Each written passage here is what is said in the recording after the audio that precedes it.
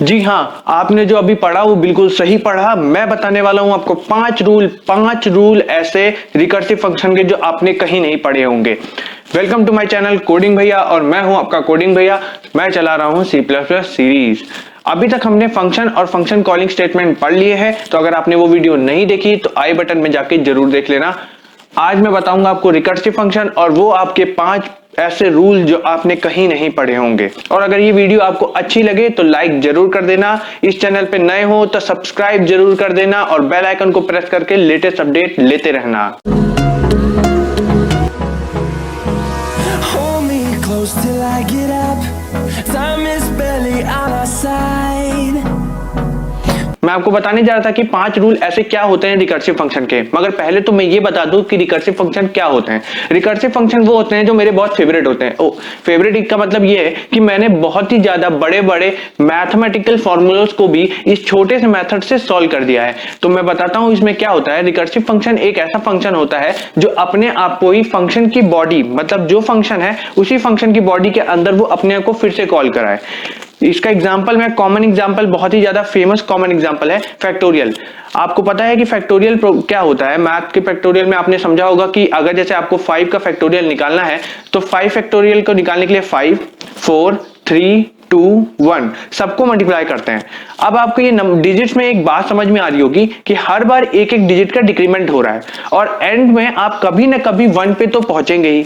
तो हमें ऐसे ही कोई एक लॉजिक लगाना है जिसमें हम लोग रिकर्सिव फंक्शन का यूज करें और हम लोग फंक्शन में लास्ट में बाहर आए कब, जब 1 मिल जाए हमको, और या फिर स्टार्टिंग में ही हमको 1 दिया हो तो आंसर 1 करके हमें भेज दें। अब मैं आपको ये एग्जांपल की हेल्प से समझाऊंगा।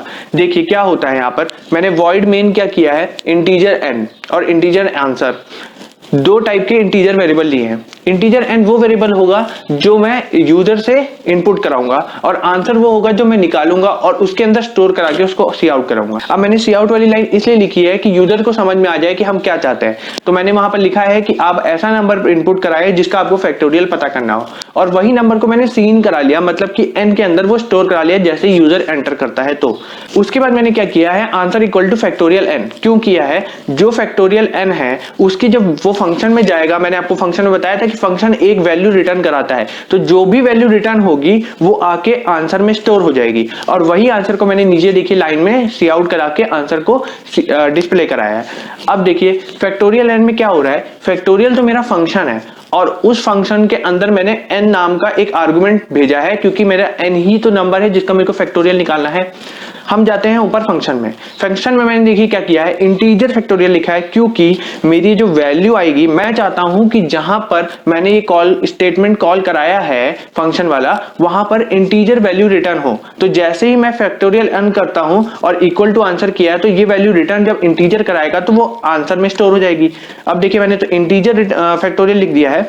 इंटीजर फैक्टोरियल के बाद ब्रैकेट के अंदर मैंने इंटीजर नम लिखा हुआ है। इंटीजर नम इसलिए लिखा है जो इंटीजर की वैल्यू n पास होगी नीचे से कॉल बाय वैल्यू मेथड से, वो जाके नम में स्टोर हो जाएगी। यहां पर कंडीशन मैंने इसलिए लगाई है कि क्या पता आपने अगर अपना प्रोग्राम सेव नहीं किया है तो हम इनफाइनाइट लूप में जाने की वजह से अपना प्रोग्राम भी गंवा दे। तो इससे अच्छा है कि यहाँ पर एक कंडीशन अच्छी से लगा दो। तो मैंने कंडीशन ये लगाई कि जब भी मुझे वैल्यू नम की 1 मिलेगी मैं रिटर्न 1 करके बाहर आ जाऊंगा, मतलब कि जहां पर मेरा फंक्शन कॉल हुआ है वहां पर मैं वैल्यू 1 पास करा दूंगा। नेक्स्ट टाइप में अब एल्स लिखा है मैंने। अगर आपने अभी तक इफ एल्स की वीडियो नहीं देखी है तो ऊपर आई बटन में जाके देख लेना क्योंकि ये बहुत ही ज्यादा इंपॉर्टेंट पार्ट होगा यहाँ पर। अब एल्स पार्ट में क्या किया है मैंने, रिटर्न नम क्यों किया है, जो प्रेजेंट वैल्यू मेरे को मिली है, और उसके बाद मल्टीप्लाई फैक्टोरियल नम माइनस 1 क्यों, क्योंकि नम माइनस 1 इसलिए किया है, हम लोग अगर 5 का फैक्टोरियल देखते हैं तो 5, 4, 3, 2 एक एक कम हो रहा है ना, तो वही मैंने नम माइनस 1 यहाँ पर लिखा हुआ है। और नम माइनस 1 लिखने के बाद अगर मैंने यहीं पर फंक्शन को कॉल कराया है तो स्टेटमेंट का जो रिटर्न, मतलब जो फंक्शन का रिटर्न मिलेगा वो भी हमें यही मिलेगा। अब जब 4 की वैल्यू जाएगी ऊपर, फिर से वो 1 की नम इक्वल टू 1 फॉल्स हो जाएगा, फिर से यहीं पर आएगा, रिकर्सिव होगा, वैल्यू 3 जाएगी, ऐसे बार बार होगा। तो 5, 4, 3 ऐसे रिटर्न होता जाएगा। लास्ट में जब 1 बचेगा और 1 की वैल्यू जब नम में जाएगी ऊपर, क्योंकि फंक्शन दोबारा कॉल कराएगा, जब 2 - 1 होगा 1 की वैल्यू ऊपर जाएगी, तो 1 की वैल्यू जब ऊपर जाने के बाद वहां पर इफ num की वैल्यू 1 हो गई तो रिटर्न 1 करा के बाहर भेज देगा, मतलब लास्ट वाला 1।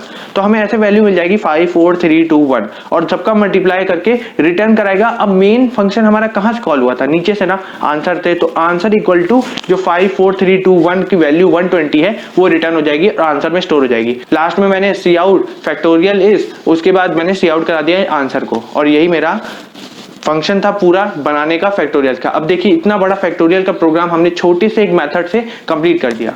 इसके बाद आता है हमारा common example Fibonacci series. Fibonacci series अगर आपको नहीं पता है तो मैं बता दूं, 0 1 1 2 3 5 8 ऐसे करके बढ़ती है। क्यों?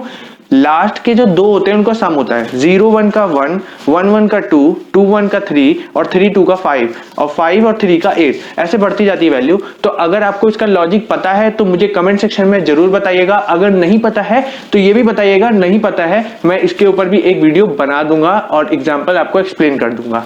अब वो आते हैं 5 रूल जो मैं आपको बताने वाला था। पहला रूल ये है, आप समझ गए होंगे कि ये कंपलसरी है कि अपने आप को ही फंक्शन कॉल कराएगा तभी रिकर्सिव फंक्शन आप उसके कहेंगे, अपने आप को ही, दूसरे फंक्शन को नहीं। अपने आप को फंक्शन को अगर अपने आप फंक्शन को ही कॉल करता है तो उसको रिकर्सिव फंक्शन कहते हैं। सेकंड रूल ये है कि आप लाइब्रेरी फंक्शन को रिकर्सिवली इवोक नहीं कर सकते हैं, क्योंकि इसका रीजन मैं बता देता हूं। आपको नहीं पता है कि लाइब्रेरी फंक्शन कैसे डिफाइन है, और बाय चांस अगर उसमें कोई भी फंक्शन ऐसा, फंक्शन के अंदर डेफिनेशन में ऐसा कोई स्टेटमेंट नहीं लिखा है जो आपको टर्मिनेशन या फिर लूप का कंडीशन हो जो सेटिस्फाई करा के बाहर निकाल पाए, तो आप इनफाइनाइट लूप में चले जाएंगे। मतलब आप इनफाइनाइट लूप की जाने की कंडीशन बहुत ज्यादा है, इसलिए आप लाइब्रेरी फंक्शन यूज नहीं कर सकते हैं रिकर्सिव फंक्शन के लिए। अब अगर लाइब्रेरी फंक्शन यूज नहीं कर सकते तो आप सोच रहे होंगे कि मेन फंक्शन कर सकते। तो हाँ, थर्ड रूल हमारा यही है। थर्ड रूल हमारा ये कहता है कि आप अपने यूजर डिफाइंड मेन फंक्शन को रिकर्सिवली कर सकते हैं इवोक। और ये पॉइंट तो मेरे लिए भी बहुत चौंकाने वाला था कि मुझे भी नहीं पता था ये बात, मगर मेरे कल ही पता चली और मैंने आपको आज बता दी। अब आता है चौथा पार्ट। चौथा पार्ट जो है वो है कि रिकर्सिव फंक्शन आपका कोई भी फंक्शन से इवोक करवा सकते हैं। जैसे कि मैंने मेन फंक्शन से आपका फैक्टोरियल फंक्शन को इवोक करा के फिर उसके अंदर रिकर्शन लगाया था, तो कोई भी फंक्शन या फिर खुद के फंक्शन से आप इवोक करा सकते हैं। अब लास्ट हमारा पांचवा रूल है। पांचवा रूल आप समझ गए होंगे कि अगर हम कभी भी रिकर्सिव फंक्शन यूज करते हैं तो उसमें एक स्टेटमेंट टर्मिनेशन वाला होना चाहिए, मतलब आपको लूप से बाहर आने के लिए एग्जिट फंक्शन, रिटर्न फंक्शन या कोई भी कंडीशन ऐसे आपको लगाना होगा जिससे आप बाहर आ पाए, नहीं तो आपका प्रोग्राम गलत चला जाएगा, इनफाइनाइट लूप में चला जाएगा और आप अपने प्रोग्राम भी गंवा सकते हैं अगर सेव नहीं किया है। तो ये थे मेरे 5 रूल्स और रिकर्सिव फंक्शन। आपको बहुत ही अच्छे तरीके समझ में आया होगा। कोई भी डाउट है तो बता दीजिएगा। अगर आपका कोई भी डाउट है तो कमेंट सेक्शन में जरूर बताइएगा, या फिर हमें इंस्टाग्राम अकाउंट कोडिंग भैया पेज पे फॉलो करके वहां भी पूछ सकते हैं। अब मैं मिलूंगा आपको अपनी नेक्स्ट वीडियो में, तब तक के लिए कीप कोडिंग।